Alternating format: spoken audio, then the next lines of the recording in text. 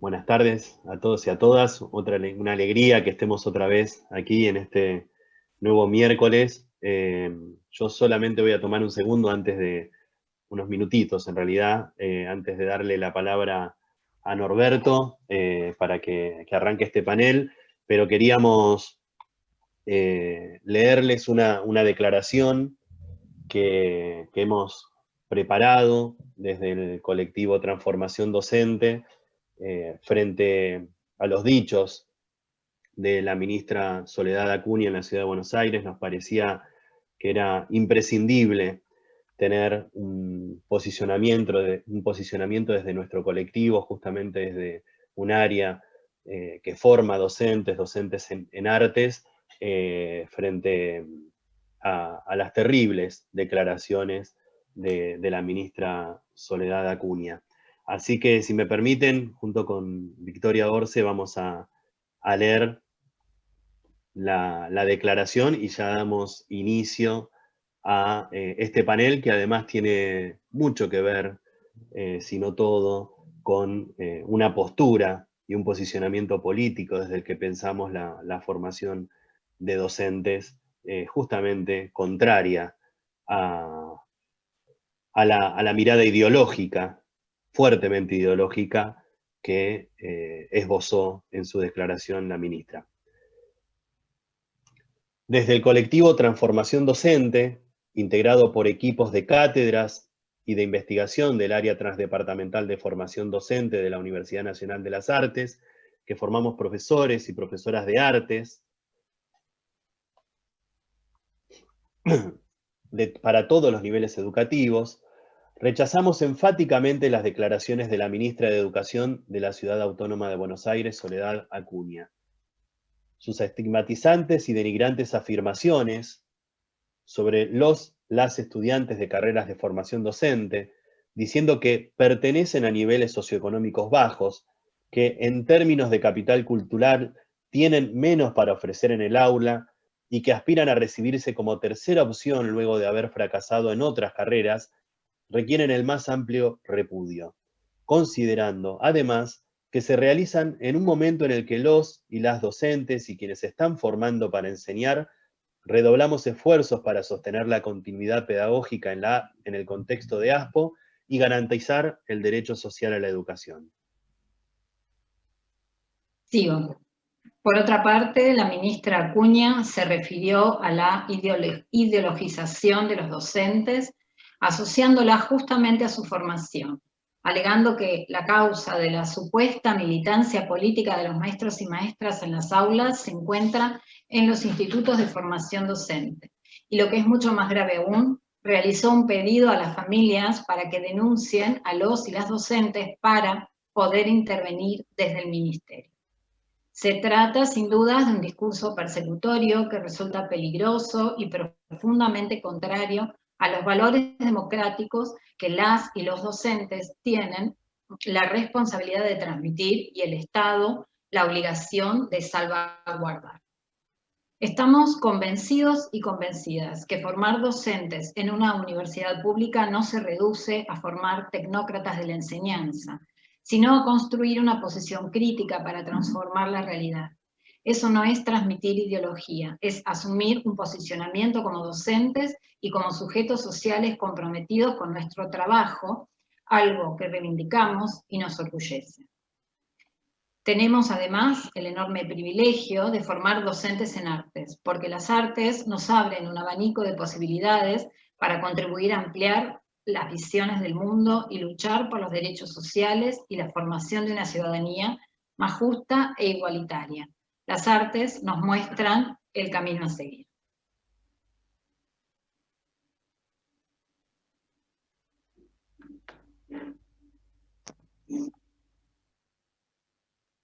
Bien, hecha la declaración, entonces, les damos formalmente la bienvenida a todas y todos a esta nueva jornada, la tercera jornada denominada Formación Docente, Artivismo y Pandemia y Pospandemia. Quien les habla, mi nombre es Norberto Osuna, yo soy licenciado en Psicología, trabajando desde hace 33 años en el área de consumos problemáticos y desde hace casi 20 años trabajando en esta segunda casa que para mí es la Universidad Nacional de las Artes. Soy titular de las cátedras de adolescencia y sujetos de la educación, y he también desempeñado tareas como docente capacitador del Instituto Nacional de la Administración Pública durante 4 o 5 años. Así que estas jornadas también, bueno, vale la pena aclararlo, son productos de la organización y la voluntad de un colectivo de docentes pertenecientes al área departamental de formación docente, agrupados bajo la denominación Transformación Docente. Quizás nuestro objetivo es un poco ahondar las distintas miradas, favorecer el intercambio de opiniones académicas, proponer la reflexión y, en el marco, obviamente, de la profesión docente, el arte y este contexto novedoso e inédito que es la pandemia. En esta tercera jornada vamos a contar con los siguientes participantes. En principio vamos a presentar al moderador, quien es Gustavo Ramazzotti, colega de nuestra área, licenciado en Ciencias de la Comunicación Social, con orientación en procesos educativos de la UBA y profesor de enseñanza media y superior en Comunicación Social, también de la Universidad de Buenos Aires.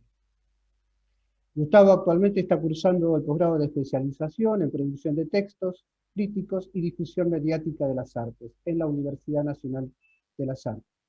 También ha desempeñado durante muchos años tareas como docente de niveles medios y terciarios, siempre en el campo de la educación y la comunicación. Desempeñó también funciones como secretario institucional en la Escuela Normal Superior número 5. Actualmente está cumpliendo esa función. Realizó también publicaciones literarias, Piedras contra un vidrio en 1998 y El quinto elemento en 2016. Ha publicado varios relatos y artículos periodísticos en medios gráficos de comunicación alternativa. Actualmente se desempeña como JTP en formación docente en la cátedra Parisi, Educación, Arte e Inclusión. De los panelistas, Juan de la Cruz Mayor es licenciado en Psicología en la Universidad de Buenos Aires, en el profesorado de enseñanza media y superior de Psicología, en la Universidad de Buenos Aires también. Es magíster en Psicología Cognitiva y Aprendizaje en la Facultad Latinoamericana de Ciencias Sociales, FLACS. Su tema actual de investigación, las concepciones acerca de la enseñanza artística, cuya entrega será el año que viene con su tesis de doctorado en artes en nuestra universidad. Actualmente se desempeña como adjunto a cargo de la Cátedra Problemáticas de la Psicología y del Sujeto de la Cátedra Mayor en la UNA. Su tema a discurrir en el día de hoy será el desarrollo sobre la concepción artivista en la formación docente. El segundo panelista, Gervasio Noailles, es psicólogo, magíster en Psicología Social Comunitaria, docente e investigador de la Universidad Nacional de las Artes y de la Universidad de Buenos Aires.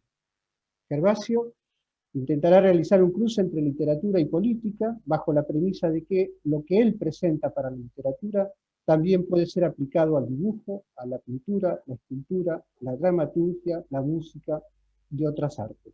Para ello, realizará una presentación de la investigación en la que trabaja actualmente. En ella han realizado un análisis de los efectos subjetivos de dar testimonio en los juicios por crímenes de lesa humanidad.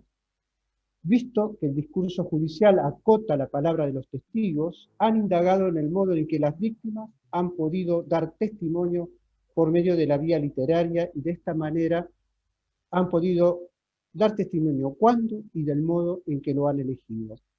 Tratará de poner el acento en el modo en que la literatura puede cambiar al mundo y en el modo en que estos testimonios de víctimas de terrorismo del Estado han cumplido con ese objetivo de máxima. Gervasio, por otra parte, dejará abierta la pregunta por el modo en que las producciones artísticas darán testimonio de los escenarios de pandemia y pospandemia, y el modo en que la formación de profesores en arte debe formarse para trabajar con eso. La tercera panelista, nuestra invitada Ana Carrillo Rosero, artista visual, doctora en antropología por la Universidad Rovira y Virgili, maestra en gobierno de la ciudad por Flaxo, en Ecuador. En el año 2007 conformó, junto con Karen Solórzano y María José Icaza, la unidad Pelota Cuadrada, ahora conocida como Frente Popular Unidad Pelota Cuadrada. Trabaja desde el video y la foto performance, los archivos y el trabajo con comunidades problemáticas que tienen que ver con el poder, las relaciones con la autoridad y los vínculos políticos. En la Universidad de las Artes, en equipos de investigación transdisciplinaria, ha indagado las funciones de la cultura en el trabajo de la hegemonía y contrahegemonía. Sus investigaciones utilizan el modelo de conformación de comunidades de interaprendizaje y la ecología de saberes, rondan los procesos pedagógicos y los mecanismos de resistencia que las poblaciones han ido desarrollando en la cuna de un contexto colonialista. Ana discurrirá sobre del aula a las estrategias para defender la universidad pública. Esto está referenciado a la UARTES, la Universidad de las Artes en Ecuador. Este año, la Universidad de las Artes ha sufrido la crisis de la pandemia por varias vías. El Gobierno Nacional de Ecuador ha recortado su presupuesto en un 60-65%, sin que la comunidad sepa con certeza la voluntad de financiarla como se merece. Esta conversa tiene que ver con las articulaciones que entre profesoras y profesores y estudiantes hacen frente al ataque de parte del Estado neoliberal contra las instituciones de educación superior. En este contexto, la comunidad Huartes se encuentra en el intento de resistir, asumiendo el rol histórico de defender un derecho ganado. Nacen en estas acciones las interpretaciones sobre la función de nuestra universidad, la función social del arte y el destino de la institución y los mismos artistas. De la mano de este proceso se reaprende lo aprendido, se generan estrategias y se encarna la teoría. Hecha la presentación, cabe aclarar, bueno, que cada panelista tendrá aproximadamente 15 minutos para exponer, ¿sí? A los participantes les ruego que las preguntas las puedan hacer a través del chat, así las vamos consignando. Se abrirá luego un espacio para que se puedan responder preguntas, incluso de participación activa de ustedes. Así que le dejo la palabra al moderador, Gustavo Ramazotti.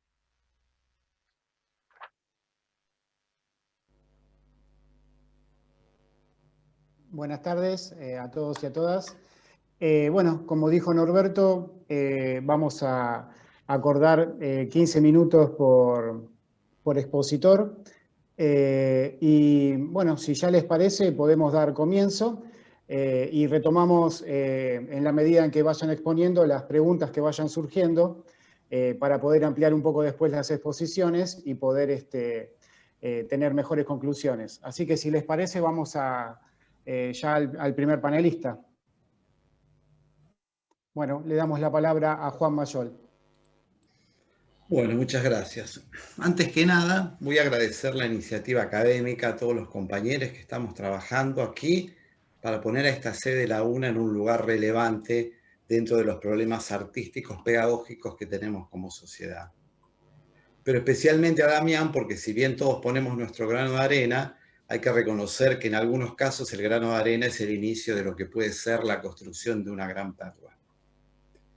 Voy a situar los dos primeros términos de la tríada formación docente, artivismo y pospandemia, poniendo por delante al artivismo, como una actividad política situada en los espacios públicos, que no solo es una forma de producción artística de diferentes colectivos que se empoderan usando las artes para la transformación social, sino que es también una concepción del arte contemporáneo, es decir, un modo de relación artística y estética con otros, una actitud hacia el mundo. El segundo término que voy a articular, la formación docente, también supone una forma de acción política, pero en vez de buscar una acción directa, como en el artivismo, por ejemplo el flash mob, es mucho más sutil y de algún modo más poderosa e invisible, porque apunta a cambiar el futuro, pero sin que se note en el presente.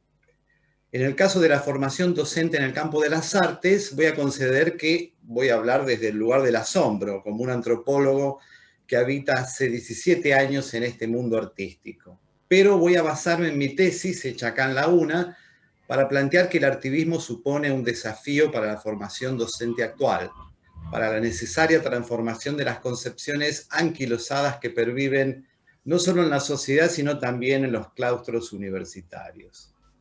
Y respecto del tercer término, de la esperada pospandemia, que es una suerte de Arcadia soñada a la cual añoramos llegar, voy a entenderla como condiciones de existencia por ahora pandémica. Si bien estamos dentro de una aparente disminución de los casos, probablemente esta sombra mortal nos acompañe por un tiempo. Por lo cual, nuestra mirada todavía no puede avisorar un escenario imaginable. La idea de la pospandemia funciona como una utopía, está relacionada con una necesidad psicológica de circunscribir y proyectar una situación que nos tranquilice cuando realmente no se ve la luz al final del túnel. El punto principal que voy a proponer toma avisos dramáticos en la actual situación, pero el planteo lo precede y lo excede mucho. Y tiene que ver con la distancia sideral que encontré entre las concepciones acerca de la enseñanza artística en los ingresantes a esta sede y la concepción subyacente en las prácticas artivistas actuales, que se desarrollan o se desarrollaban por lo menos hasta marzo de este año en el espacio público. Las referencias más obvias del artivismo son el movimiento local de Una Menos o las tesis en Chile.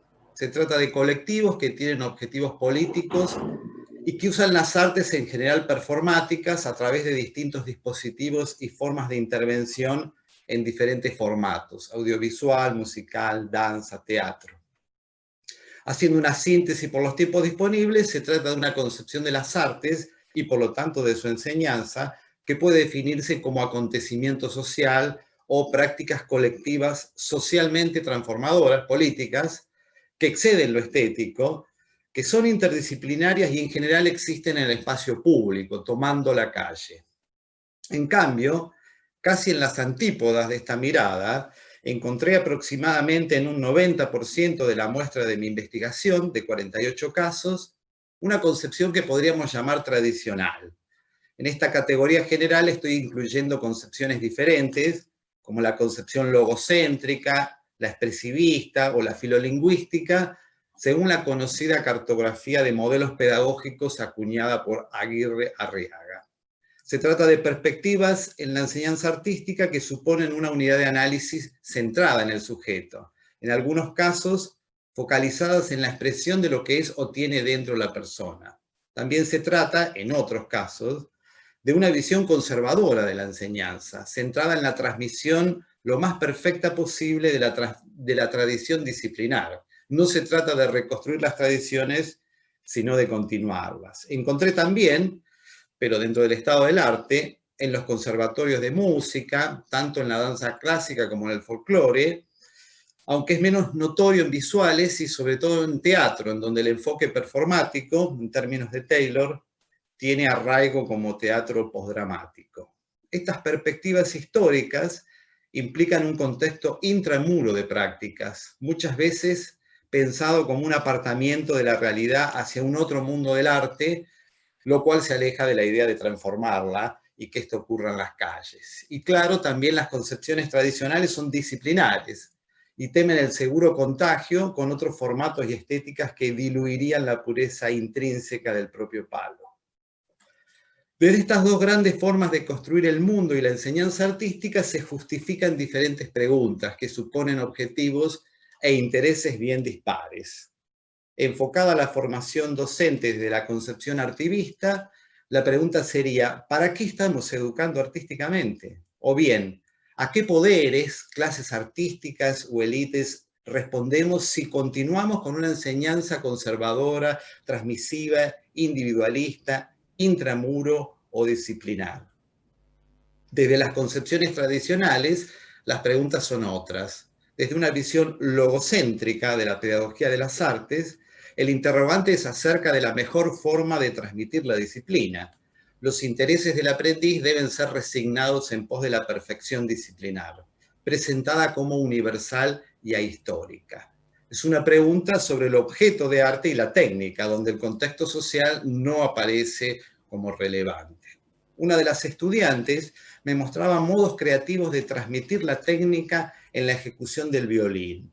Es un modo más amable de aprender la técnica de violín, profe, que es tan rígida, me decía. Esto supone la idea de buscar otros caminos, flexibilizar los enfoques, pero lo que no se plantea es el sentido de centrarse en la transmisión de la técnica como objetivo central de la enseñanza.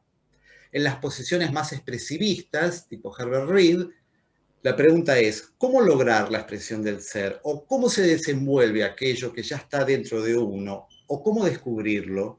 Nos dice L, una estudiante de danza clásica: desde mi punto de vista, la enseñanza artística va mucho más allá de transmitir un conocimiento técnico. Lo que justamente la hace tan particular es que invita al descubrimiento de uno mismo, a crear a partir de la introspección de las emociones de nuestra esencia. Tengamos en cuenta que la gran mayoría de los ingresantes tienen muchos años de prácticas educativas artísticas, y no solo como alumnos, un porcentaje no menor al 20 o el 25% ya revistan como docentes. Por lo tanto, las concepciones no son creaciones libres de las personas, sino también y fundamentalmente la internalización de las prácticas y de los discursos en las cuales han estado insertos, por lo menos desde la perspectiva histórico-cultural de la pedagogía del arte. Hay igualmente un puñado de futuros docentes de artes que tienen una mirada más contemporánea, por lo menos en 5 de los 48 casos, en diferentes grados y plasmaciones cualitativas, porque lo que pude reconstruir no son concepciones puras en los ingresantes, sino versiones personales, una pedagogía de autor, nos dice la ingresante MM, que podríamos llamar complejo, un armado compuesto de varios subsistemas estratificados, por ejemplo, un aspecto logocéntrico, otro expresivista, a veces otro activista también, relacionados de modo muchas veces contradictorio o sin relación, funcionando anárquicamente. Algunos ingresantes sostienen una posición fuertemente política de las artes, expresando que éstas son un medio para la transformación social, como en el caso de la estudiante C, que dijo que el arte servía para la liberación de los pueblos, lo cual, en este contexto de depredación neoliberal tan salvaje, es casi enternecedor. Estas pocas miradas críticas, en algunos casos, se entroncan dentro de una concepción expresivista, pero este núcleo subjetivo se inserta dentro de un colectivo social en donde encuentra lugar y sentido y al que se subordina. En otros casos, se manifiesta una concepción constructivista de la enseñanza artística en donde no se pone el acento o directamente ni se nombra el aspecto transmisivo de la actividad pedagógica, como en el caso de la estudiante Mi.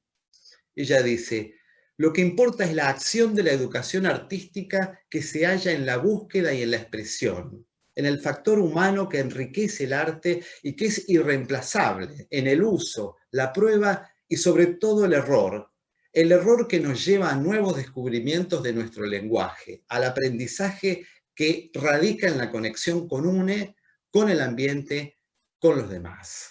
El lugar del docente aquí es generar un escenario, las condiciones de producción para que el sujeto conecte con el objeto y se desenvuelva formativamente a partir de la relación libre y a veces conflictiva con este, pero siempre dentro de las relaciones sociales que le dan sentido. Quiero resaltar especialmente la pervivencia de la concepción del talento como explicación última para la facilidad encontrada dentro de una disciplina artística. La estudiante E de Artes Visuales planteó: a mí siempre me costó, porque yo no estuve tocada por la varita. O sea, me encanta dibujar y pintar y siempre fue algo que me costó muchísimo. Y me topé con una profesora que en vez de incentivarme me tiraba abajo. Y tal vez incentivaba más a las otras personas que tenían más facilidad, pero no les interesaba como a mí. Como vemos, resurge incólume la creencia ancestral del don, del talento innato o inexplicado. Pero esto no es sin consecuencias, porque este tipo de creencias de los ingresantes reconducen, desde mi punto de vista, a las actividades en las que estuvieron participando y a los docentes que las hemos coordinado.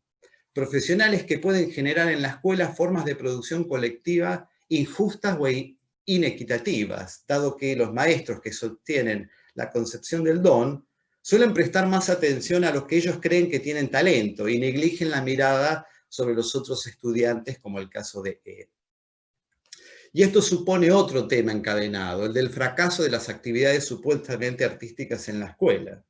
El fracaso escolar en la materia artística no solo existe, sino que además es mucho más grave subjetivamente que en otras asignaturas, porque al que quiere ser artista no le importa tanto cómo le fue en matemáticas. Lo que le importa es el fracaso en aquello que lo involucra, allí donde obtiene consistencia en ser. Por ello, el fracaso en la materia artística es mucho más devastador en términos existenciales, y las concepciones acerca del don aparecen siempre y explícitamente en el discurso de los ingresantes que cuentan estas situaciones. Voy a ir cerrando con el planteo de la pospandemia.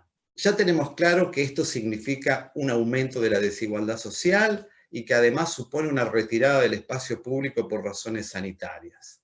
La pregunta que se plantea en estas condiciones pandémicas de producción y desde las dos perspectivas antagónicas son las siguientes.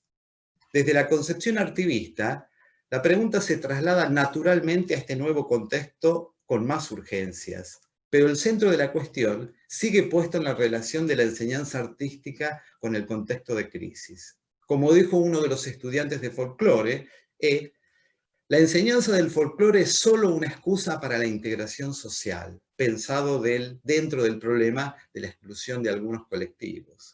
Otra estudiante, M, de teatro, que también ejerce la docencia, decía: el arte en momentos de pandemia debe estar al servicio de problemas concretos, como en la educación. En mi escuela me pidieron que intente articular el teatro con las matemáticas y el lenguaje. En cambio, desde la concepción tradicional de la enseñanza de las artes, la pregunta es sobre el dispositivo pedagógico. Por ejemplo, T, otra estudiante de danza clásica, se preguntaba: ¿es posible enseñar danza así por internet? Desde este punto de vista, la pregunta está en el plano de las preocupaciones por la transmisión de la disciplina. Otro ingresante, F, de música y también docente en la escuela, planteó: ¿cómo puedo enseñar música en estas condiciones si mis alumnos ni siquiera tienen compu? Pero la pregunta acerca de las formas de lograr que todos tengan los mismos artefactos y derechos no entra en el esquema de preocupaciones, como tampoco la forma de lograrlo a través de las artes como en la práctica artivista. Y finalmente, el nuevo interrogante que aparece como consecuencia de esta investigación es: ¿de qué modo desarrollar una conciencia crítica y contemporánea en la formación docente de las artes en la sede Bolívar de cara a las problemáticas actuales que se nos presentan como cuerpo docente? Este cometido, seguramente insurgente para la ideología del claustro o el conservatorio, para el solitario genio creador y su obra maestra, necesita un nivel de organización muy grande. Y me parece que este colectivo que estamos conformando con los compañeros de transformación docente puede ser el comienzo de una nueva saga. Bueno, muchas gracias, Juan. Vayamos pensando entonces, mientras le damos lugar al otro expositor, como les decía al principio, algunos ejes, disparadores, algunas preguntas para ir teniendo en cuenta y poder complementar la exposición y poder ampliar un poco este concepto que esgrimió Juan, sobre todo bien centrado en lo que es la concepción artivista, esta relación de la enseñanza artística en el contexto de crisis. Bueno, si les parece, ya pasamos al segundo expositor y vamos pensando entonces algunas cuestiones, algunas preguntas para ir preparando. Le damos entonces la palabra a Gervaso Noailles. Bueno, muchas gracias, Gustavo. Hola a todas y a todos. La verdad es que en el medio de este contexto poder encontrarnos por medio de la virtualidad, por medio de las pantallas, es un lujo, hay que aprovecharlo. Yo a Juan lo conozco de hace años y hacía mucho que no podía escucharlo con calma, entonces Juan, ha sido un gusto escucharte. Coincido con lo que decía Juan, todavía estamos en pandemia, más allá de que estamos esperando ansiosos las curvas que bajen y las vacunas, todavía la pospandemia es una expresión de deseo. Lo escuchaba Juan y me acordaba de Borges, que a un personaje le hace decir que ante situaciones atroces hay que imponerse un porvenir que es irrevocable como el pasado. ¿Sí? Ya hay que empezar a pensar en el porvenir. Ya el porvenir va a llegar y va a ser bueno, y una posición subjetiva es empezar a pensar cómo vamos a hacer para evitar la pospandemia, aunque todavía no haya llegado. La primera cuestión que yo quiero aclarar, explicitar, es una obviedad, pero creo que hay que decirlo, y me gustaría decirlo para que funcione como música de fondo, para que se tenga presente a lo largo de toda la presentación, es que la Universidad Nacional de las Artes es una universidad pública y gratuita, ¿sí? Que sea pública y gratuita tiene sentido si pensamos en que es una de las estrategias para permitir el ascenso social, ¿sí? Que el hijo de un obrero pueda llegar a la universidad es importante. Pero sería un problema si ese hijo del obrero que llega a la universidad y que accede a una formación que le permita crecer socialmente, después se convierte en un CEO o en un empresario que después va a explotar a obreros. Es decir, la universidad pública permitiría el ascenso social, pero estaría en conflicto con su, por lo menos lo que a mí me gustaría plantear, que sería su espíritu de fondo, que es transformar la sociedad. Digo esto porque de lo que se va a tratar es de pensar en un proyecto académico para la universidad pública que vaya en consonancia con un proyecto de país, ¿sí? Se va a tratar de pensar un proyecto académico para que los docentes egresados de la Universidad Nacional de las Artes puedan intervenir en la pospandemia, ¿sí?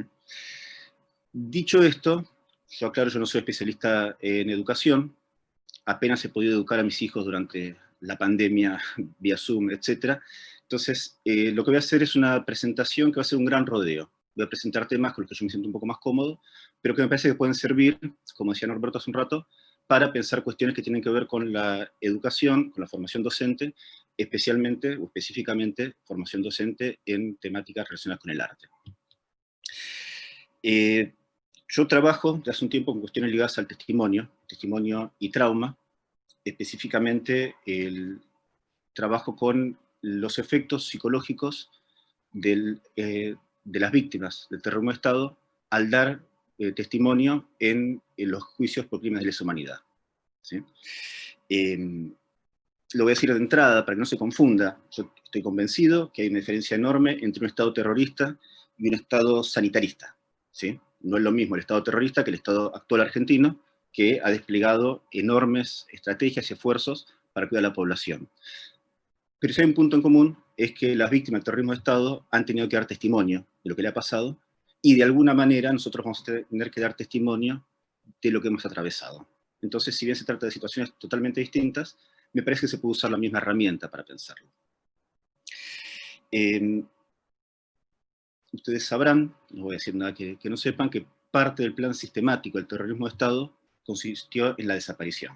Desaparición de archivos, desaparición de los centros clandestinos de detención, que muchas veces fueron destruidos, y por supuesto también la desaparición de personas. Esto hace que los juicios se sostengan sobre todo en la palabra de los testigos. Los testigos han ido a declarar en los juicios con una carga muy, muy fuerte, y en la mayoría de los casos, esto hay que decirlo, ha sido, en términos generales y con todo lo ambiguo que puede significar esto, una experiencia positiva. Las víctimas del terrorismo de Estado han declarado, y en términos generales les ha hecho bien, ¿sí? Con todas las dificultades que implica, pero ha sido una escena anhelada y el saldo ha sido positivo. Pero también nos hemos encontrado con situaciones problemáticas donde declarar ha sido, no me gusta decir revictimizante, porque no se puede comparar una sala de tortura, no se puede comparar la interrogación, el interrogatorio en una sala de tortura con el interrogatorio en una sala judicial. Son dos escenas totalmente distintas, pero sin llegar a ser revictimizante ha producido algo de sufrimiento. La analogía con la que hemos encontrado, que nos ha parecido más amigable para escribir esta situación, es la cama de Procusto. Ustedes sabrán, Procusto era un hombre, un bandido que recibía a los viajeros, los invitaba a pasar la noche en su casa y los hacía acostarse en una cama. Si los viajeros eran muy largos, les serruchaba los pies; si los viajeros eran muy cortos, los descoyuntaba. Es decir, hospedaba gente, pero bajo la condición de acomodarse a las condiciones en las que los alojaba. Quien trabaja conceptualmente con esto es Derrida, con el concepto de hospitalidad. El huésped recibe a alguien para alojarlo, pero le impone condiciones, y a veces esas condiciones pueden producir algo de sufrimiento. Es más, hay versiones que dicen que Procusto tenía dos camas: una corta, donde se mandaba a dormir a la gente muy larga, y una larga, donde mandaba a dormir a la gente muy corta. Es decir, quien se hospedaba en la cama de Procusto sufría.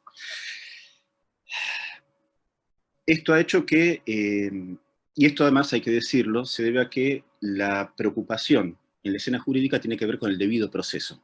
Lo que más le preocupa a la escena jurídica es ajustarse al debido proceso, desatendiendo los procesos subjetivos. Esto ha hecho que muchos testigos, al dar testimonio, sufran. No me quiero detener en esto ahora, si después hubiera preguntas puedo explayarme un poco, pero lo que nos ha interesado es ubicar, a partir de esta situación, situaciones o condiciones bajo las cuales los testigos o las víctimas del terrorismo de Estado han podido dar testimonio sin tener que sufrir la lógica del propuesto, ¿sí?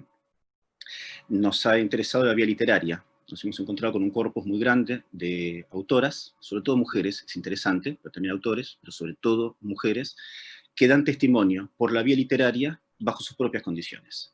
Dicen lo que quieren, cuando quieren, como quieren, ¿sí? No son interrogadas por un fiscal, un juez, que les obliga a decir y a responder las preguntas que ellos le hacen. Entonces, lo primero que hay que ubicar es que es un escritor.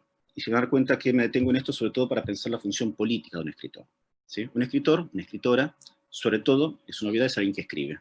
Pero no alcanza con escribir para ser escritor. Hay que publicar. Pero no alcanza con escribir y con publicar para ser un escritor.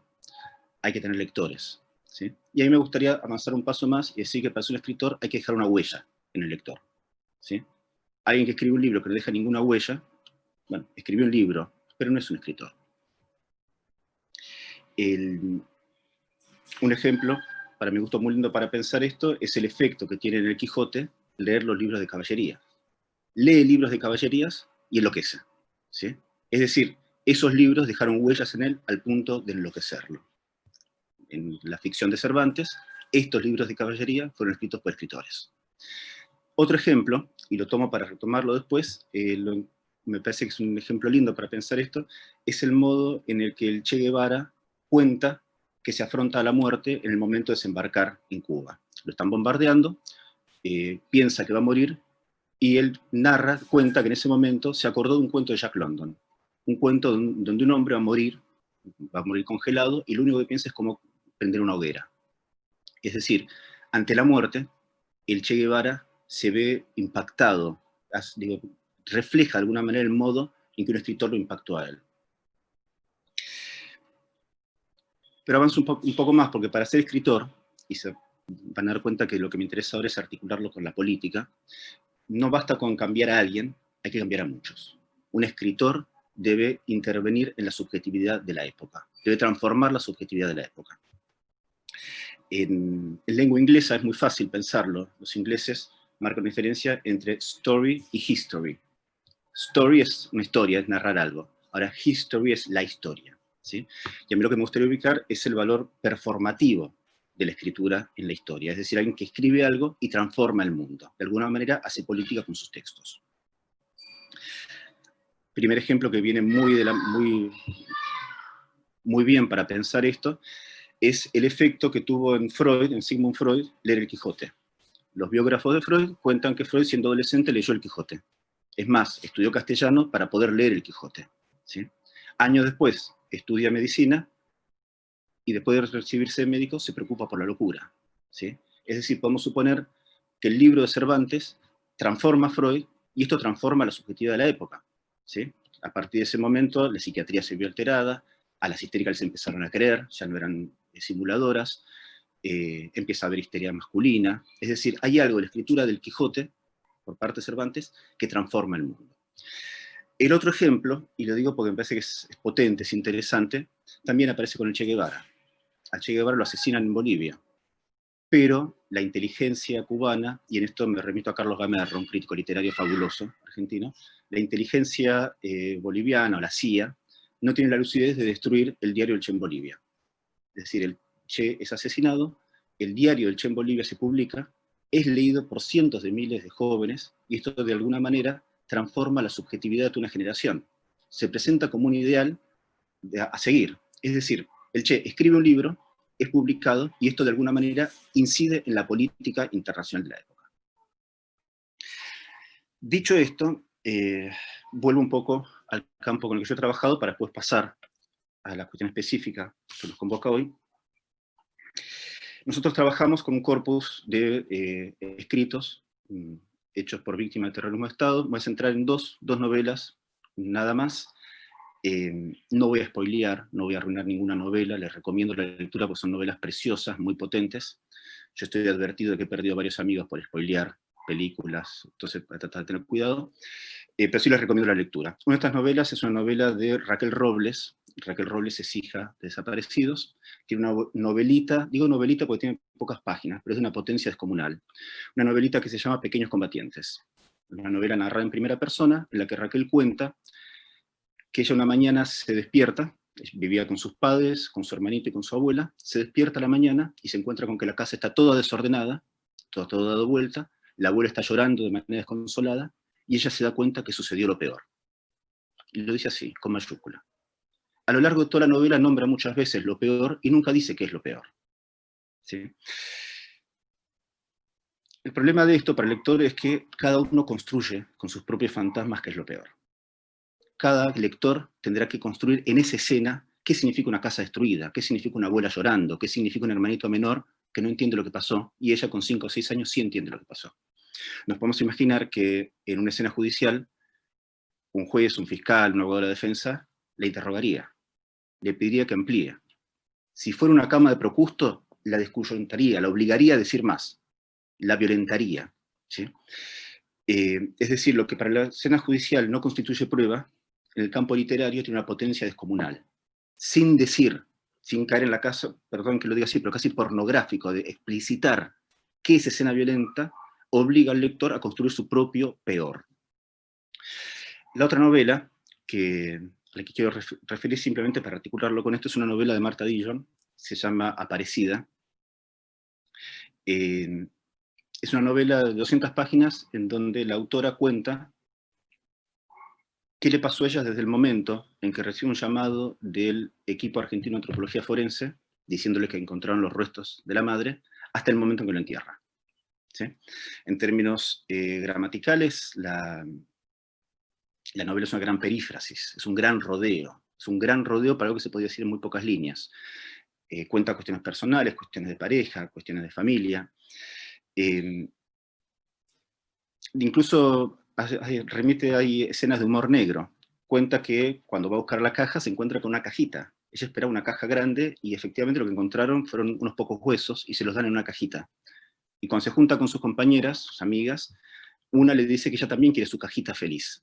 Una compañera que también tiene los padres desaparecidos. Alguien pone cara de espanto, pero efectivamente, es raro. Sí, Laura, perdón, te estoy viendo a vos. Esto de la pantalla es medio panóptico.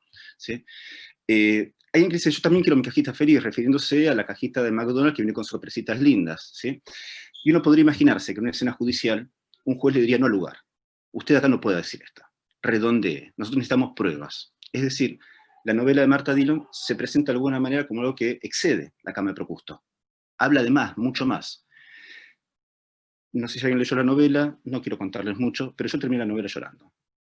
Es una novela que te prepara para ir a un entierro. Es un ritual funerario. ¿Sí? Y esto no hay ningún interrogatorio judicial que lo permita. Lo que quiero decir es que hay algo de la escritura por la vía literaria que transforma al sujeto, yo considero que me ha transformado de alguna manera, y apuesto a que esto también transforma algo de la subjetividad de la época. Cuando estas producciones artísticas, lo aclaraba Norberto, pero quiero decirlo también, yo creo que esto es aplicable para el dibujo, para la dramaturgia, para la pintura, es decir, hay producciones artísticas que se impactan a una persona e impactan a miles de personas, de alguna manera intervienen en la subjetividad de la época. ¿Sí? Para ir redondeando, porque no me quiero, ya estoy en tiempo, creo que se trata de armar las preguntas para la pospandemia. ¿Sí? Y son preguntas que tienen que ver con la responsabilidad de la universidad pública para que los planes de estudio, de alguna manera, preparen a los docentes para abordar la función social del arte, la función política del arte. Digo esto y cierro, no quiero tomar más tiempo. Me parece que esquemáticamente se puede pensar la relación entre política y arte de 3 maneras distintas. Seguro que es bastante más complejo. En primer lugar, una relación de disyunción, o arte o política. Hay gente que se dedica o al arte o a la política. ¿Sí? Es una relación posible. También puede haber una relación de arte y política, una relación de conjunción. Habrá puntos de contacto. ¿sí? Bienvenido sea, si es así. Me parece mucho más potente pensar una relación de adjetivación, ¿sí? Arte político, ¿sí?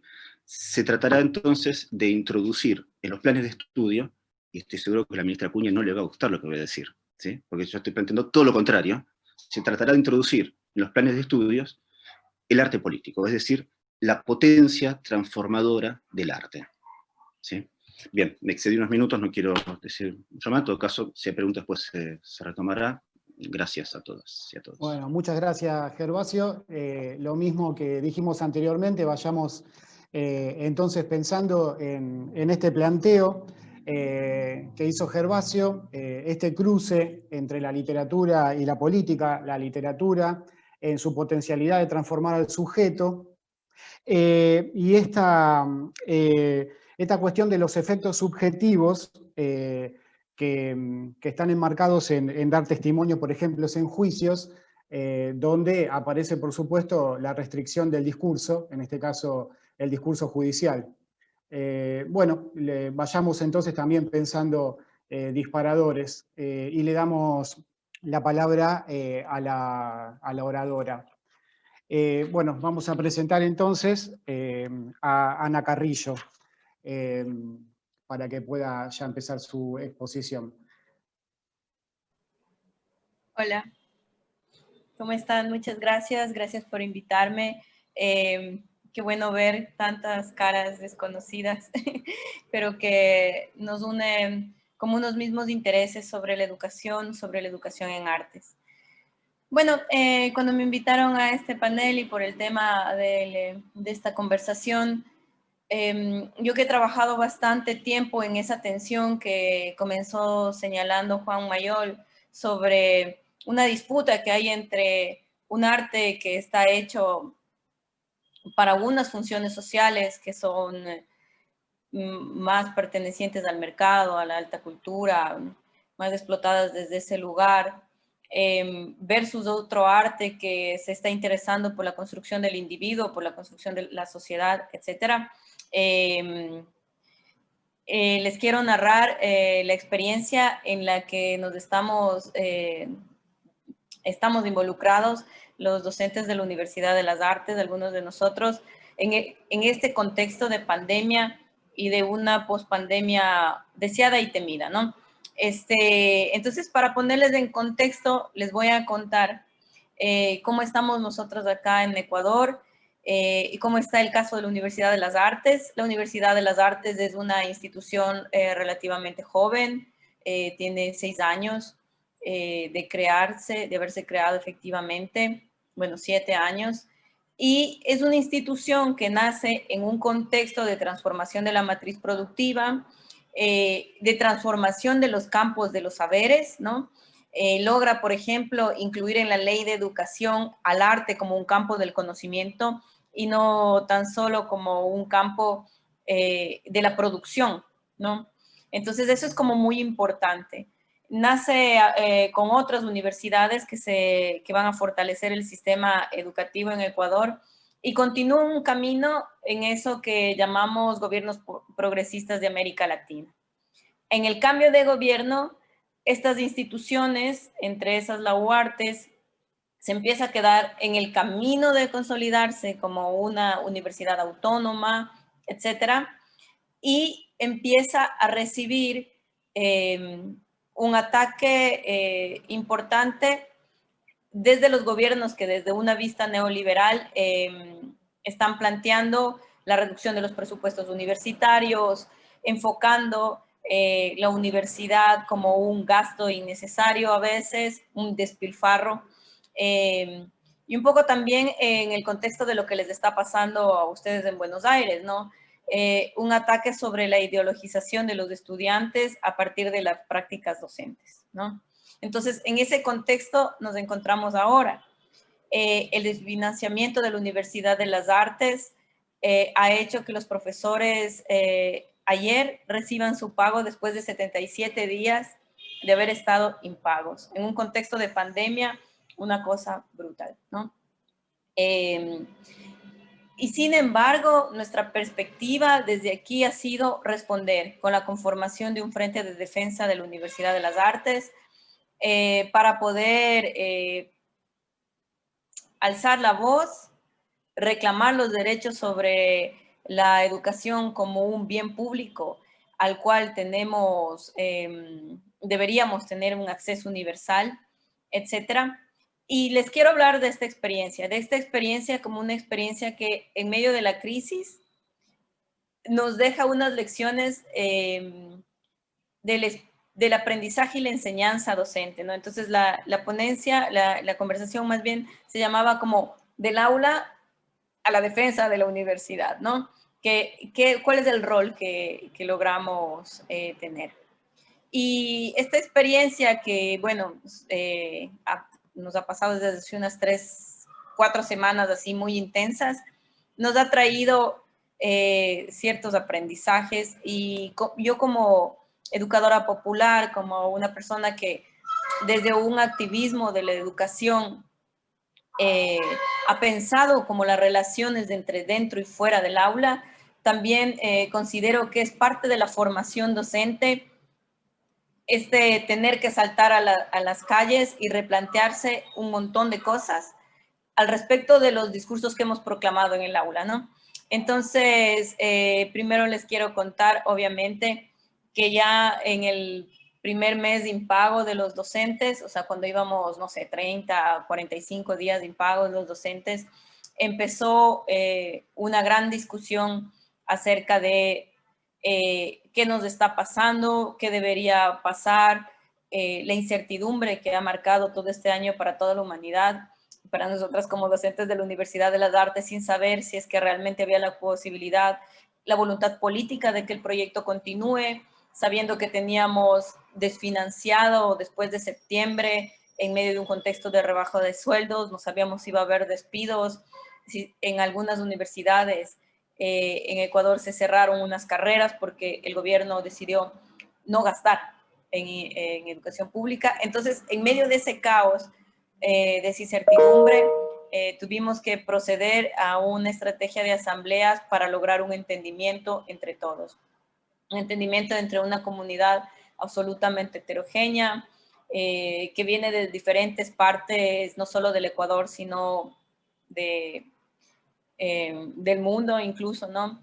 Y entonces en ese entendimiento tratar de entender y extender un debate, ¿no? Esa es una de las cosas más importantes que a mí me ha parecido de esto, ¿no? Generalmente vamos nombrando como los discursos que tenemos interiorizados, sí, pero que de alguna manera están aprendidos de memoria, ¿no? Entonces, los derechos a la educación, la vulneración de los derechos laborales, ¿qué significan en ese momento? ¿Cuándo se aplican y cuándo no? Y un debate importantísimo que surgió fue una especie de rivalidad entre docentes y estudiantes para entender, por ejemplo, a quién afectaba un paro, si se debía hacer o no. Entonces, algunos estudiantes proclamaban el derecho a la educación, lo cual hacía que recaiga en el individuo el deber moral de sostener la universidad, ¿no? Entonces, para eso tuvimos que empezar un diálogo para entender primero, por ejemplo, que los derechos están interrelacionados, que no se puede tener un derecho de uno por sobre la vulneración del derecho del otro. ¿En qué momento práctico esto sucede? Y esta fue una experiencia absolutamente enriquecedora en términos de diálogos de derechos, ¿no? En un diálogo práctico de derechos. A partir de eso empezamos como a entendernos como una sola comunidad y a lograr focalizar cuál era el verdadero enemigo de estos docentes y estudiantes que se iban quedando los unos sin la posibilidad de estudiar, ¿no? O sea, viendo el peligro de la continuidad de la posibilidad de estudios y los otros vulnerados sus derechos laborales. Esta fue como una primera parte para decidir que si bien algunos docentes querían parar, si bien otros parar por completo las actividades, si bien otros docentes por temor y en este año de pandemia en donde los índices de desempleo son altísimos en Ecuador, no querían manifestarse y esperar a que sean pagados de alguna manera, ¿no? Otros decidimos crear, junto con estudiantes y personal administrativo, una serie de estrategias que nos permitieran entendernos, visibilizarnos, denunciar y lograr que se sostenga el proceso, ¿no? El proceso de la Universidad de las Artes. Esto dio como resultado un tercer momento, que fue ya la articulación efectiva del Frente de Defensa de la Universidad de las Artes. Y este Frente de Defensa comenzó a producir una serie de resultados. No sé si es que puedo compartirles mi pantalla. Sí puedo. Ya. Bueno, junto con estudiantes y maestros comenzamos una serie de resultados que tenían que ver con denunciar cuántos días de impagos iba a la comunidad universitaria. Hicimos, el primer acto grande fue una vigilia a propósito del Día de los Difuntos aquí en Ecuador. Hicimos una vigilia donde los estudiantes, los profesores, íbamos poniendo al lado de nuestros instrumentos de trabajo y de aprendizaje esta intención de estar vigilantes y atentos para no dejar que este proyecto, que es importante para el país, muera. A partir de eso también surgió una importante reflexión acerca de qué es la Universidad de las Artes, qué podría ser, de dónde, qué significa en la vida personal de cada uno y también en el contexto social, qué significa tener una Universidad de las Artes que está enfocada únicamente para la educación artística y que además es pública y, como sabemos, en Ecuador acoge a estudiantes que no tienen la posibilidad de escoger carreras artísticas que son absolutamente caras fuera del contexto del sistema público. A partir de esto, otro de los debates importantes y de los aprendizajes que nos va dejando esta experiencia es la potencia de la estética como herramienta para repensar, para mover una serie de reflexiones que no están necesariamente en lo más racional, en lo que el conocimiento articula o teje como lo más racional, ¿no?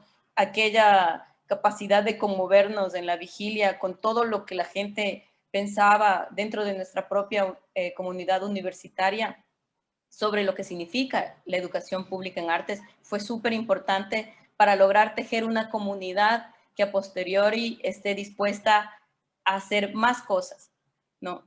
Más acciones para visibilizar, para denunciar el estado de desfinanciamiento de la universidad. Entonces quiero mostrarles una imagen más. Me avisan si es que se ve. Esto es un plantón que se hizo en Quito. La Universidad de las Artes es una universidad que acoge a profesores y docentes y estudiantes de varias partes del país, así que estamos en Guayaquil, pero un plantón se hizo en la capital, en Quito, y produjimos esto. La educación pública y de calidad en artes es un derecho. El presupuesto en militares te dará guerra, el presupuesto en artes te dará cultura. Si no hay educación de calidad y gratuita para el pueblo, no habrá paz para el gobierno. Porque una sociedad llena de prejuicios. Bueno, no sé qué le pasó, pero ahí estaban los videos que logramos. Logramos hacer algunos plantones. Pueden revisar la página del Frente de Defensa de la Universidad de las Artes. Logramos mover medios, hacer mucha prensa.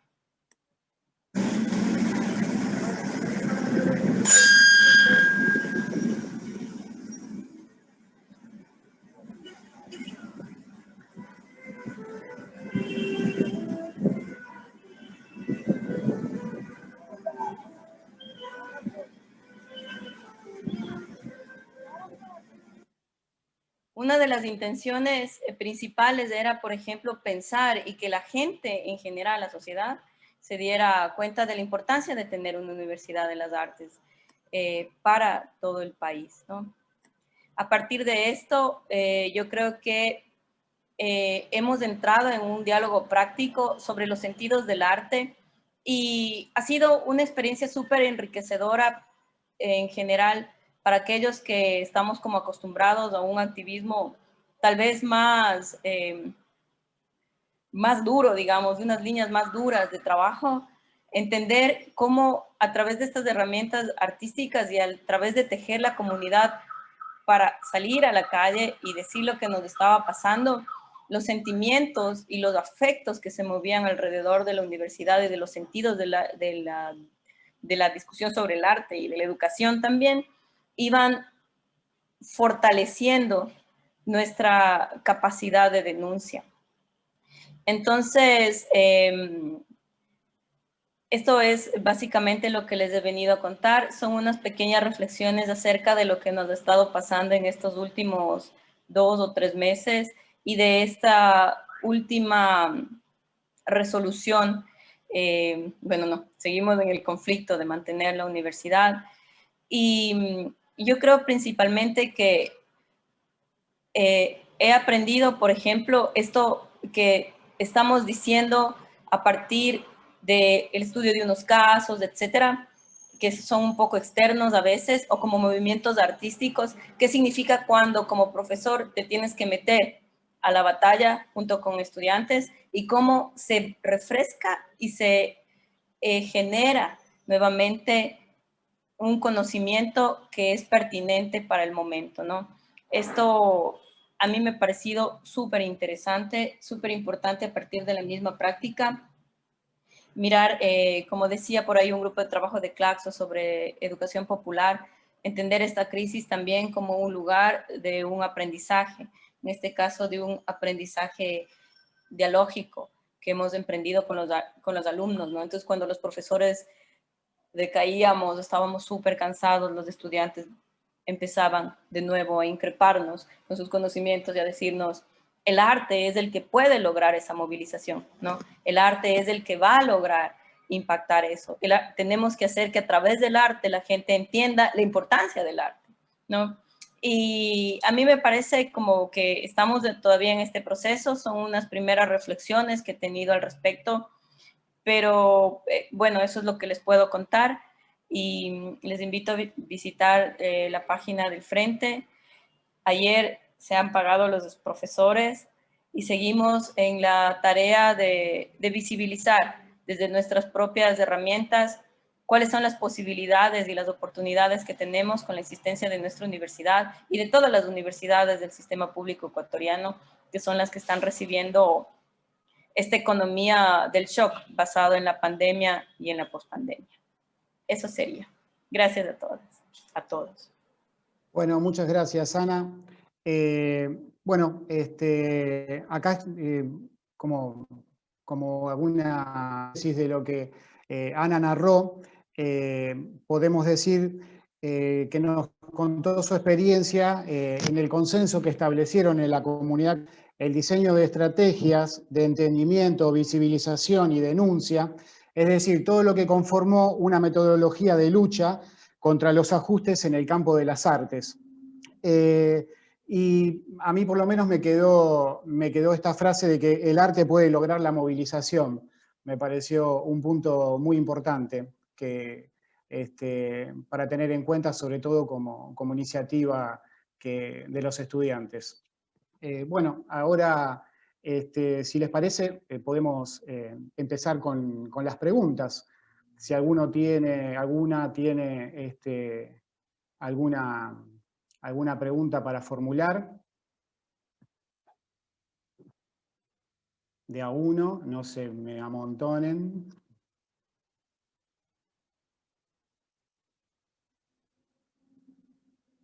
Pueden hacerlo por el chat.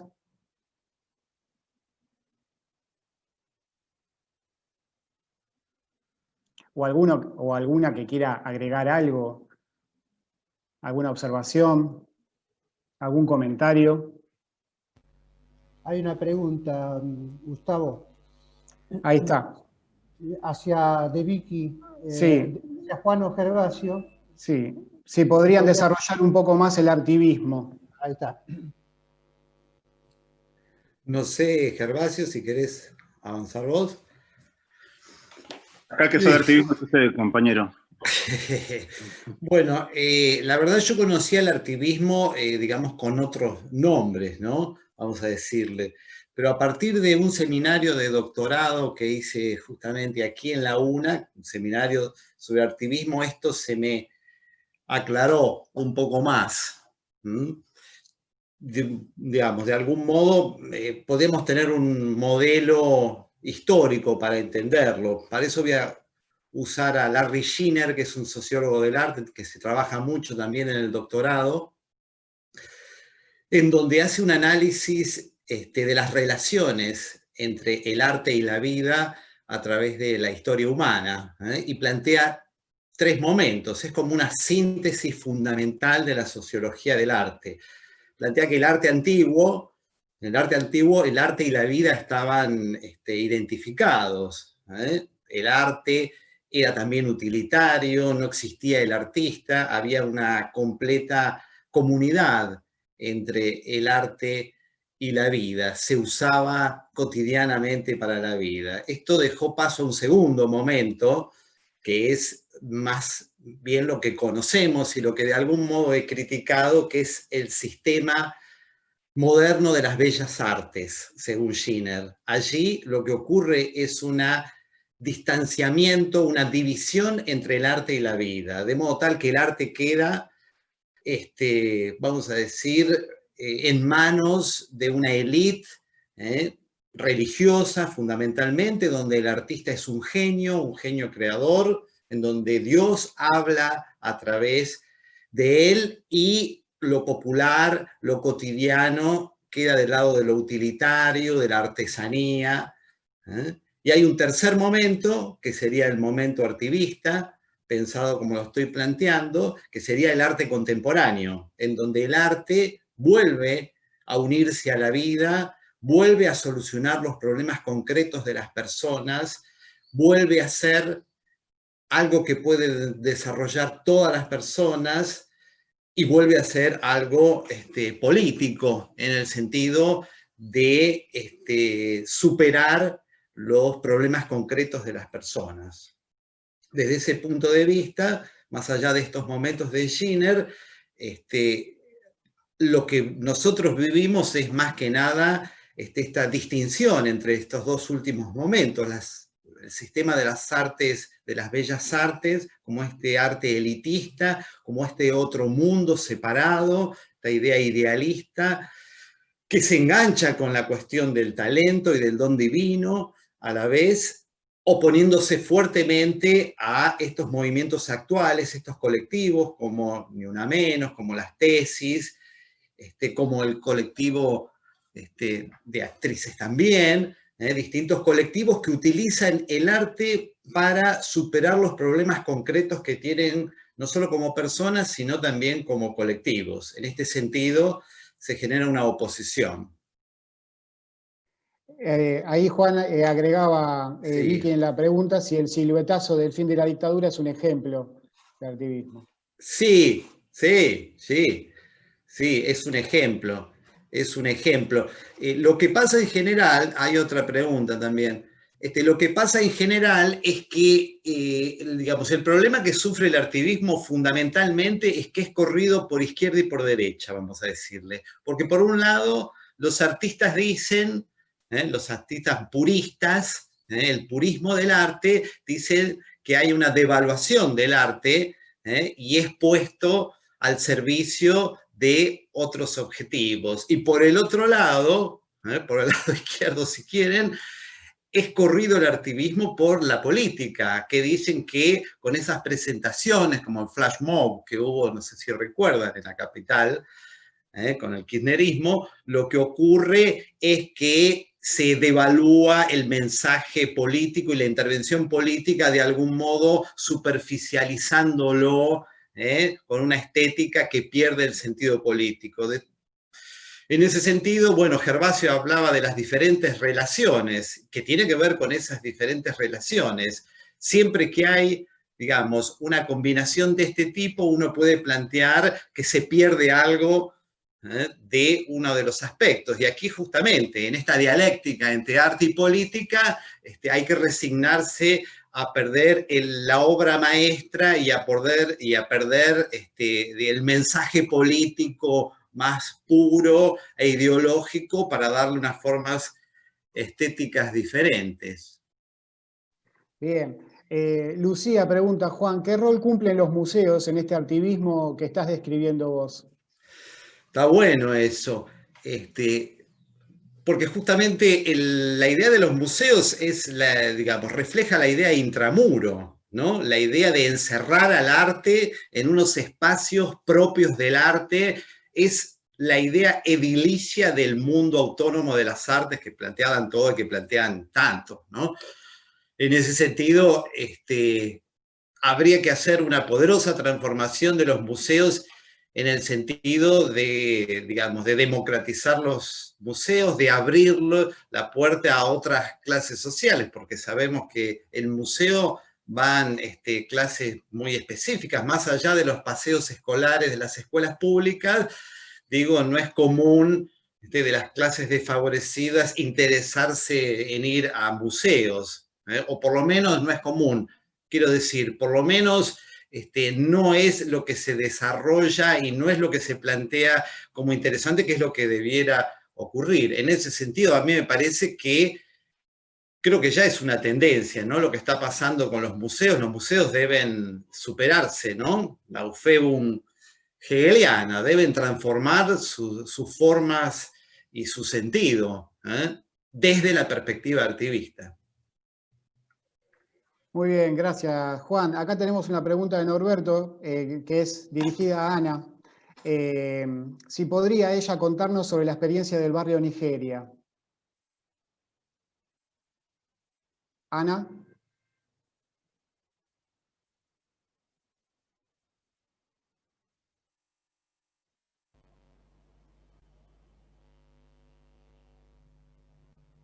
¿No escucha? Bueno, seguimos con las preguntas y ahora volvemos. Ahí está. Estaba silenciada, no podía decir nada. Claro, igual con la pregunta que hace Damián luego, ¿no? He hablado de esta articulación y que si puedo darles otros ejemplos. Bueno, voy a hablar de la experiencia Barrio Nigeria. A ver, la Universidad de las Artes, en el momento en que fue creada bajo una perspectiva absolutamente descolonial y en términos de interculturalidad, que es mandatorio para la Constitución, ¿no? Pero hacer efectiva esa interculturalidad, que esté más allá de los papeles, o que un rol descolonial de parte de los docentes esté más allá de leer tal autor o otro autor, en verdad es una tarea que aún tenemos muy pendiente como sociedad, ¿no? Entender que la interculturalidad es una práctica cotidiana, ¿no? Y una postura política. Como docentes, junto con mi compañero Bradley Hilger, planteamos una educación en artes que esté basada a través de proyectos, ¿no? Estaba un poco situada en donde Juan Mayol comenzó su investigación, digamos, la exposición de su investigación, ¿no? Una escuela, bueno, primero mirar el campo educativo como un campo absolutamente conservador, porque tiende a repetir, ¿no?, lo que ya sabemos. Y esas son las pruebas de nuestro conocimiento, es la repetición exacta de las medidas de las meninas, de la técnica que has utilizado, etcétera, ¿no? Y pensar cómo hacer un proceso que esté por fuera de esa escuela de Bellas Artes y se encamine hacia lograr los objetivos de la Universidad de las Artes, que eran descolonizar el pensamiento, hacer un diálogo de culturas, etc. Entonces lo que hicimos fue trabajar en un barrio de migrantes afroesmeraldeños que viven en Guayaquil y trabajar con grupos de marimba y trabajar con los estudiantes para pensar las relaciones políticas que tiene el Estado ecuatoriano y la sociedad ecuatoriana con la cultura y al mismo tiempo pensar qué significan las artes en esos lugares, ¿no? O sea, ¿qué es el arte o cuál podría ser la función social de la Universidad de las Artes en el contexto en el que vive, ¿ya? Así creamos el proyecto Barrio Nigeria. Trabajamos durante 5 semestres con la comunidad afro, entendiendo también el pensamiento político afroecuatoriano y las realidades de la diáspora. Esto nos permitió a nosotros lograr un modelo educativo que a través del trabajo con las comunidades pueda resolver en términos metodológicos y en términos teóricos los significados de interculturalidad, el aprendizaje sobre las estéticas de la resistencia, el entendimiento de la historia, el entendimiento práctico de la historia, ¿no? Lograr mirarnos a través de los ojos de la gente con la que trabajábamos. Fue una experiencia absolutamente enriquecedora porque comprendimos junto con estudiantes y profesores, por ejemplo, primero, la pedagogía como un campo de disputa, la educación como un campo en disputa, que claro, en la época neoliberal tiene como todo este gesto intencional de eliminar al sujeto político detrás de un lenguaje técnico, ¿no? De traspaso de la información. De hecho, por ejemplo, en las universidades ecuatorianas, los debates de la docencia se han reducido a saber cómo llenar mejor el Excel o los formatos o cuántas horas se asignan para los proyectos, ¿no? Y todo el debate acerca del sentido de la educación o de la posibilidad de la educación ha quedado bastante relegada. De hecho, bueno, ese es otro tema. Mejor voy a continuar con este. Primero, como mirar la educación desde esa perspectiva, ¿no? Desde un campo de disputas en donde el docente tiene la oportunidad y el estudiante de posicionarse en una esquina para defender un lugar o para trabajar sobre ese lugar. Luego, como mirar este ejercicio de ensayo como una posibilidad misma de la metodología, ¿no? Que te va abriendo unas dimensiones éticas sobre el trabajo con comunidades, que te va abriendo unas perspectivas prácticas, unas apuestas, un tipo de docencia militante, ¿no? Que al final dices, bueno, hay un montón de relaciones de poder que son conflictivas aquí en esta relación con las comunidades, entonces mejor no lo hagamos o vamos a hacerlo ahora, ¿no? Vamos a hacerlo porque necesitamos saber de qué estamos hablando cuando hablamos de los trabajos con comunidades. Luego también entendimos con los estudiantes, encarnamos la historia. Eso creo que fue una de las cosas más importantes, o sea, entender que esa historia de la esclavitud que parecía súper pasada, tiene unos efectos ahora y cómo funciona la diáspora y cómo reconocernos también como herederos de esa historia que se dibuja fragmentada, ¿no? ¿Y qué significa ahí, por ejemplo, en términos de la cultura afroecuatoriana, la movilización de la estética afro con un discurso libertario, contramoderno, ¿no? Que le ha permitido a las poblaciones afroecuatorianas subsistir, resistir la modernidad que los tiene excluidos, bueno, o incluidos en situaciones completamente de explotación, invisibilizados, sin la oportunidad de incluirse realmente en los sistemas educativos ecuatorianos, o sea, si no son objetos de folclore o de estudio, no son incluidos. Entonces, ¿cómo logras un proceso educativo con los otros? ¿Y cómo puedes aprender a caminar con aquellos hacia la consecución de un sistema ecuatoriano de educación superior intercultural, ¿no? Entonces, son más preguntas que respuestas las que nos quedaron, pero nos quedaron como unas lecciones, ¿no? Hacerlo para saber qué funciona, qué no funciona. Hacerlo pensando, mirar hacia atrás para pensar lo que se ganó, lo que se perdió, lo que todavía falta, ¿no? Pensar el arte desde ese lugar. Un texto que escribimos decíamos, cuando hacemos el tránsito, y por eso le pusimos de nombre una pedagogía de tránsito, cuando nos movemos de la universidad con los estudiantes hacia el barrio, tenemos la oportunidad de mirar la universidad desde el otro punto, ¿no?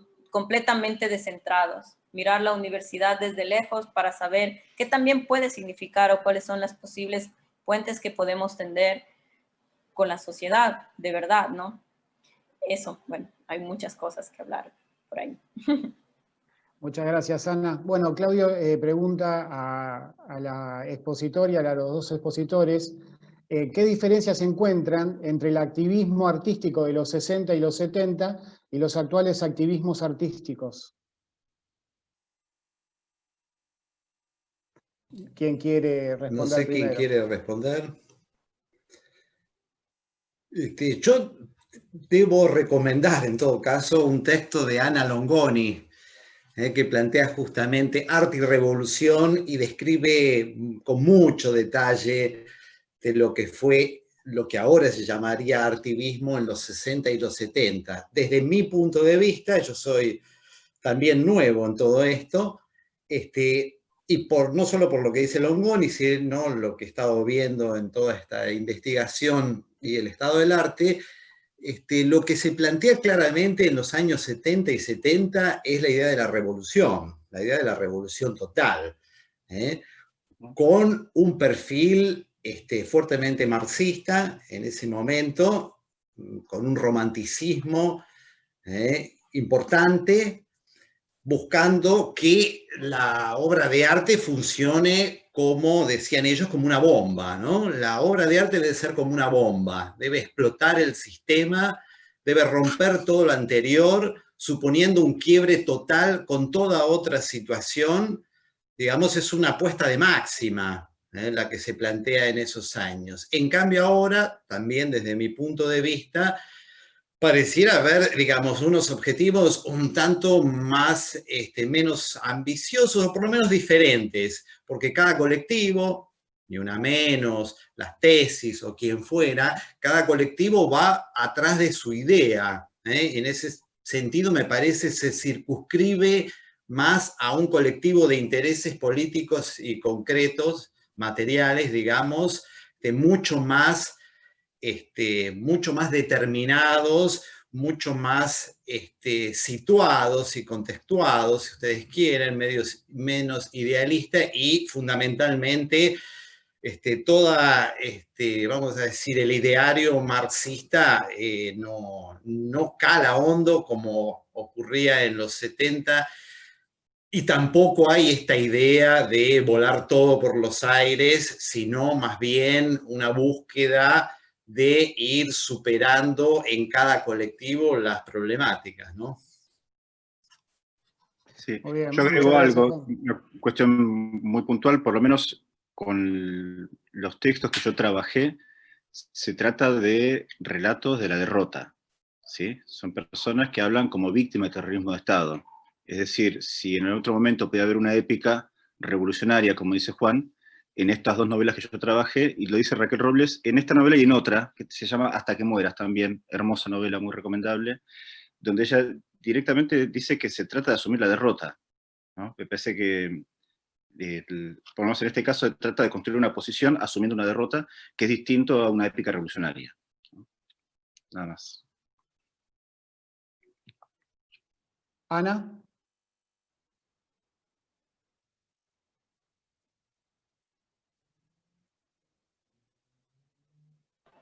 Gracias, siempre estoy silenciada. Bueno, a mí me parece, por ejemplo, en esta pregunta que habría que hacer también una reflexión sobre la inclusión a partir de los 90, bueno, anterior, de esa explosión de las izquierdas, ¿no? Como de la inclusión de los discursos, de la diversidad en los reclamos de los diferentes colectivos, ¿no? Entonces, ahí me parece a mí importantísimo que hay que tomar en cuenta esa deriva, digamos, política, en el nivel de lo político, para entender también el activismo posterior a los 80, ¿no? Entonces, si es que antes estábamos inmiscuidos en un conflicto de clases per se, en una teoría de la dependencia, etcétera, a partir de los 90, la izquierda misma comienza a fracturarse, y entonces también los activismos están articulados a esos debates, ¿no? A esos debates que irrumpen la misma izquierda.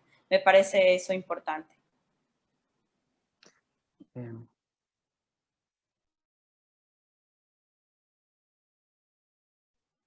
Muy bien, muchas gracias, Ana. Bueno, la siguiente pregunta es para Gervasio, de Claudio. Dice, si el proyecto que mencionaste sobre los testimonios de las víctimas de terrorismo de Estado se relaciona también con la articulación entre arte y memoria. Es una pregunta de Vicky, perdón.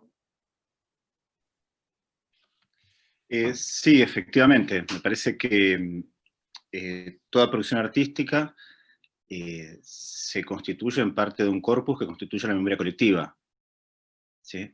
Y en este punto me parece que el que puede servir como referencia para pensarlo es el obispo Berkeley con el realismo radical, ¿no? El empirismo radical, aquello que cuando se pregunta una rama que cayó en un bosque sin que nadie la vea, ¿cayó? Nadie sabe si cayó o no cayó, pues nadie da testimonio de eso.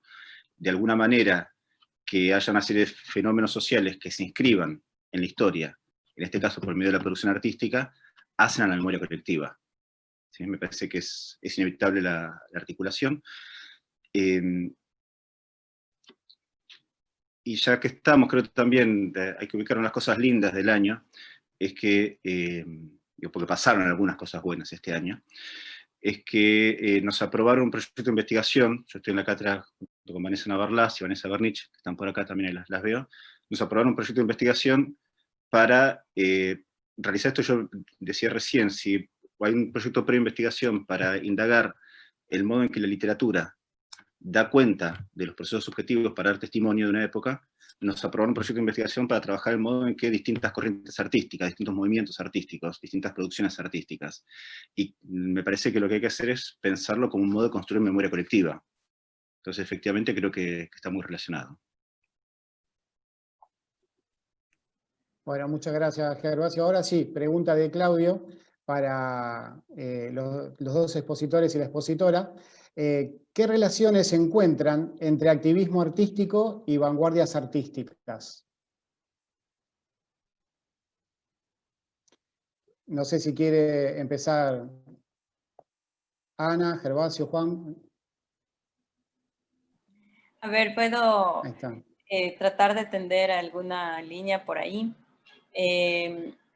Yo quisiera más que hablar de unas relaciones en las que se entienden, de una diferencia que a mí me parece fundamental. Casi siempre pensamos en esto con mis estudiantes, ¿no? Las vanguardias artísticas, etcétera, tienen aún el arte como una finalidad para hacer, ¿no? Yo pienso que el activismo tiene al arte como un medio para lograr las cosas, y yo quisiera como a partir de ahí pensar qué posibles relaciones se pueden encontrar. Bueno, hasta ahí. Sí, yo pienso igual que vos, Ana. Las vanguardias artísticas no tienen por qué tener ningún contacto con lo político y con la transformación social de los pueblos, como decía mi estudiante, y en ese sentido, lo primero que hay que plantear ahí es que el activismo tiene como fin la transformación social, y por eso, como vos decís, el arte aparece como un medio, no aparece como no es el arte por el arte en sí. No tiene por fin ni la expresión, ni la vivencia estética, ni ninguna otra cuestión encerrada dentro del campo del arte, sino que es un instrumento de transformación social y política. Y en ese sentido, seguramente habrá algunas vanguardias artísticas que tengan a esto como uno de los objetivos y otras que para nada, ¿no? Bien, Gervasio. Sí, yo agregaría, me está acordando, hay un ensayito cortito de Borges que se llama El pudor de la historia. Borges dice que la historia, la verdadera historia, aparece en escenas que son muy poco registradas, y hace referencia a la sorpresa que le genera a Aristóteles descubrir que Esquilo, en algún momento dentro de sus obras, introduce un segundo actor. Hasta determinado momento dentro de la historia de las obras, de puestas en escena había un solo actor, y de golpe aparece un segundo actor. Y esto genera sorpresa. Esto permite que empiece a haber diálogo, permite que dialogan los actores, se pregunta por la sorpresa de los espectadores. No están preparados para que haya dos actores en escena. Que haya diálogo entre los actores da lugar a la dialéctica. Es decir, eso que fue un pequeño gesto dentro del teatro, transformó la filosofía, transformó el mundo. Quiero decir, hay algo de esto como gesto, no sé si no soy experto en el tema, pero se podría pensar como una vanguardia, un gesto de vanguardia, que tiene efectos que son absolutamente incalculables. En ese punto coincido con Juan, habrá vanguardias que se preocupan por lo político y vanguardias que no, pero también hay algo incalculable dentro del gesto artístico, ¿no? Difícil de anticipar, el futuro dirá. Muy bien, muchas gracias, Gervasio. María Luz pregunta, ¿qué intelectuales políticos actuales recomiendan? Es una pregunta para los tres. ¿Quién quiere empezar con las recomendaciones? Ana. A mí lo que me pasa es que tengo cantidad de gente que no recomendaría. Me cuesta encontrar a alguien realmente recomendable, digo, no de la historia, digamos, del activismo artístico, del arte activista, sino actuales, ¿no? Debe ser seguramente porque también se ha salido del eje personal y está fuertemente planteado la idea de colectivo, ¿eh? Yo me preguntaría, ¿qué colectivos? En todo caso, me parece que está un poco, a no ser que planteemos autores para leer, ¿no? Que sería otra cuestión.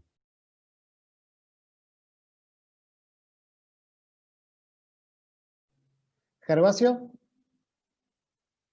Sí, me pasa algo parecido a lo que dice Juan. La verdad es que me costaría pensar en alguien para recomendar. Hay intelectuales que han producido cosas interesantes. Pienso en Miguel Benazayag, un tipo que ha articulado cosas interesantes, preocupándose por la política. Pero la verdad es que me costaría pensar en alguien que sea recomendable en términos como lo planteaba Juan. Digo, es inabarcable, no sé. Necesitaría un tiempo para buscar en la biblioteca. Quizás lo que se puede hacer, y es un buen ejercicio que podemos hacer, tenemos justamente en el seminario de tesis, uno de los seminarios, perdón, del doctorado de la UNA, la materia artivismo tiene una bibliografía extensísima que está allí abierta para que cualquiera pueda entrar a la página de la UNA, está el doctorado, está la materia con toda la bibliografía y hacer su propio recorrido. Hay autores, sobre todo latinoamericanos, totalmente desconocidos para nosotros. Digamos que el seminario tiene una fuerte impronta latinoamericanista, vamos a decirle. Pero me costaría plantear, no se puede dejar de leer tal. Sí, bueno, un poco opino lo mismo que mis compañeros, pero también creo que es importante pensar que como hay unos lugares de enunciación, por ejemplo, nosotros estamos metidos en el dilema, digamos, de lo intercultural, ¿no? Entonces, en ese sentido, pues, Adolfo Albán Achinte, Catherine Walsh, es decir, intelectuales que están pensando las estéticas de la resistencia, las estéticas afro, las estéticas de los pueblos quichuas, por ejemplo, y cómo pueden estar incluidos. Entonces, hay gente bastante joven, pero que está como reflexionado en eso. Lucila Lema, es decir, con un grupo de compañeros nos propusimos una vez como ejercicio plantear un sílabus, ¿no? Entonces, uno de los ejercicios intelectuales era plantear el sílabus para la clase de arte e interculturalidad. ¿Ya? Entonces, eso me parece como un ejercicio chévere entre profesores, ahí decir, o con estudiantes, vería yo para esta clase en este módulo, y así, ¿no? Como que te convierte en un ejercicio que te aporta muchísimo. Yo le recomiendo a Adolfo Albán Achinte para pensar, por ejemplo, las estéticas de la diáspora y el pensamiento libertario político afropacífico, por lo menos, ¿no? Muy bien, muchas gracias, Ana. Una pregunta para Gervasio de Estefanía. Si existe algún material de lectura que vos puedas recomendar que aborde producciones estéticas realizadas en experiencias en relación a la memoria y el dar testimonio. Aclara que está pensando en Auschwitz o la experiencia de los presos políticos en Chile. Sí. Hay un libro que es una joya porque es difícil de encontrar, que se llama Elogio de la desobediencia. Es un libro que hicieron dos documentalistas que se propusieron hacer un documental acerca de el juicio Eichmann en Jerusalén. Ellos sabían que la televisión israelí había filmado, creo que 70 horas de testimonios, pero solamente se habían hecho públicas 2 horas, una cantidad ínfima de la cantidad de material que había grabado. Y como se querían hacer un documental sobre esto, fueron a buscar este material y se encontraron que este material estaba perdido. Entonces realizó una serie de investigaciones para recuperar este material para hacer el documental. Y lo que narran en el libro es, por un lado, todo el proceso que tuvieron que realizar para encontrarse con este material, y después una serie de hipótesis de por qué este material estaba perdido. En realidad no estaba perdido, estaba censurado, lo habían censurado, y tiene que ver con las responsabilidades cruzadas que había entre, por supuesto, los jerarcas nazis, pero también algunos referentes de las comunidades judías por donde iba avanzando el ejército nazi. Es decir, arman un entramado muy complejo, y a partir de esto es un documental muy potente, acerca de responsabilidades en relación al nazismo, ¿sí? Por supuesto, esto tiene de trasfondo el juicio Eichmann, ¿sí? Donde se habla de la banalidad del mal en última instancia, y hablar de la banalidad del mal también implica hablar de la banalidad de las víctimas. Entonces, esto a presentar la banalidad de las víctimas, de alguna manera generaba escozor, y por eso es que este material fue censurado durante mucho tiempo. Me parece que a mí, yo cuando lo encontré me sorprendió mucho, porque habla de una producción estética a partir de lo problemático que es construir la memoria en los campos de concentración. ¿Sí? No sé si esto sirve como guía. Muy bien, muchas gracias, Gervasio. Bueno, ya podemos ir cerrando. Le paso entonces la palabra a Damián, si querés hacer algún comentario, cierre. No, la verdad es que una mesa súper estimulante con un tema, como dijo Juan, que requiere todavía de mucha lectura que podemos ir a buscar, interiorizarnos. Es un tema muy novedoso, y creo que a través de muchas de las cosas que fueron planteando y diciendo, fueron marcando ribetes y aristas que realmente da para profundizar mucho más, pero que sin duda nos van a servir para repensar y para pensar y para planificar y para proponer diferentes tipos de acciones y proyectos en el área, ¿no? Que es un poco el desafío que tenemos desde este colectivo. Muchos los plantearon concretamente y directamente, ¿no? En relación, sin duda, a los planes de estudios, creo que deberían incorporar muchísimo más temas relacionados con arte y memoria. Sin duda el artivismo debería ser un eje fundamental, además, pero arte y memoria es casi diría un déficit de la formación en nuestros profesorados. Así que yo me quedo con muchas de las líneas que fueron apareciendo, inclusive sobre todo a partir de las preguntas, que también fueron muy interesantes, y que a mí no se me ocurrieron las preguntas, pero cuando aparecieron las preguntas me daba cuenta que no tenía claro, por ejemplo, las diferencias entre diferentes momentos políticos del cruce entre arte y política, lo mismo que en relación a las vanguardias, y creo que las respuestas, aunque fueron casi a modos de pregunta, fueron muy, muy concretas y muy claras, y que marcan un sendero sobre el cual tenemos que seguir profundizando. Así que nada, no pensaba hacer ningún tipo de cierre, pero me gusta poder hacerlo porque realmente fue un placer escucharlo, sobre todo esta mesa además tuvo, a diferencia de las anteriores, a dos colegas de nuestra área, así que me parece que por otro lado es muy interesante que podamos tener la oportunidad de empezar a dar este diálogo también entre colegas del área, y agradecer profundamente a Ana, que sé que están en el medio de un conflicto que, bueno, ya lo relataste, para qué decirlo, pero que es un conflicto muy profundo y que es un conflicto que nos toca muy de cerca, porque nuestra universidad trabaja desde hace muchos años muy codo a codo con la Universidad de las Artes de Ecuador, y nos duele profundamente que estén atravesando por lo que están atravesando, porque sabemos que es un proyecto que va a cambiar el Ecuador, que está cambiando el Ecuador y que va a cambiar y está cambiando Guayaquil, una ciudad que a mí me tocó conocer y vivir en diferentes momentos, y puedo dar fe que la Universidad de las Artes cambió la ciudad. Lo vi al principio de la creación de la ciudad y lo vi hace muy poco tiempo, y es una ciudad que fue transformada por las artes y por la Universidad de las Artes muy concretamente. Así que duele lo que está pasando, pero tengo plena esperanza